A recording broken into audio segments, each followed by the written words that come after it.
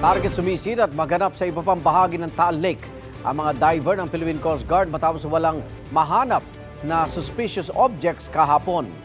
Live mula sa Laurel, Batangas, may unang balita si Von Aquino. Von? Igan, anumang oras ay paalis na rin yung mga technical divers ng Philippine Coast Guard mula rito sa Taal Lake Central Fishport dito sa Laurel, Batangas para ipagpatuloy yung kanilang search and retrieval operation. Ngayon ang ikalimang araw ng search and retrieval operation para sa mga nawawalang sabongero.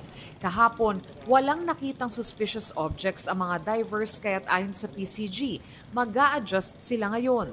Initially dun sa area na yon, negative yung nakuha natin, so we will be adjusting to another part, no? We will move again. So hanggat makover natin yung buong kumbaga circumference ng buong search area natin. Kahapon, inilabas ng PCG ang drone at underwater footage ng kanilang operasyon noong Sabado.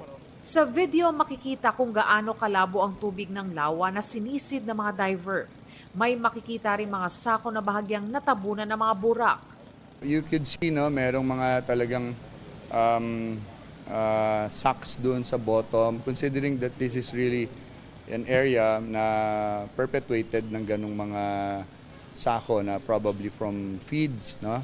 Pero yun yung iniisa-isa na check natin, yung mga laman, kinakapa ng ating mga divers para to really help, no? Kung ano yung possible na iba pa natin makukuha in our day-to-day operation, diving operations na. Pinuna naman ng forensic pathologist na si Dr. Raquel Fortun ang ginagawang recovery. Dapat din anya may forensic doctor sa lugar. Apparently, based on the picture, sinabog nila yung contents, nilipat sa ibang sako. And, you know, for you to do that at the scene, alanganin yun. Kasi yung contents, lahat, pati yung sako mismo, dapat yan in-examine mabuti kasi you consider that as evidence. Yeah. Sabi ng PCG, kapag may nakapa sa ilalim, ipinagbibigay alam nila ito sa DOJ at SOCO at kapag may go signal na, saka lang nila iaangat ang object. Agad din daw nila itong itinaturn over sa SOCO para matiyak na masusunod ang chain of custody ng mga ebidensya at walang malabag na lehitimong proseso. Sa ngayon, wala pa raw natatanggap na sample mula sa mga na-recover sa Taal Lake ang NBI Forensic and Scientific Service. Oras na matukoy na buto ng tao nga ang mga nakita. Saka lang daw pwedeng magsagawa ng DNA test sa mga buhay na kaanak ng mga missing sabongero. Igan, ngayong araw naman inaasahang darating dito sa Taal Lake yung remotely operated vehicle o ROV ng Philippine Coast Guard para makatulong sa operasyon. Igan? Bon, may gagawin bang pagbabago ang PCG dyan sa proseso ng retrieval operation kasunod ng puna ni Dr. Fortun? Igan, wala namang sinabi yung Philippine Coast Guard na may babaguhin sila doon sa proseso ng pag-retrieve nila ng mga suspicious objects.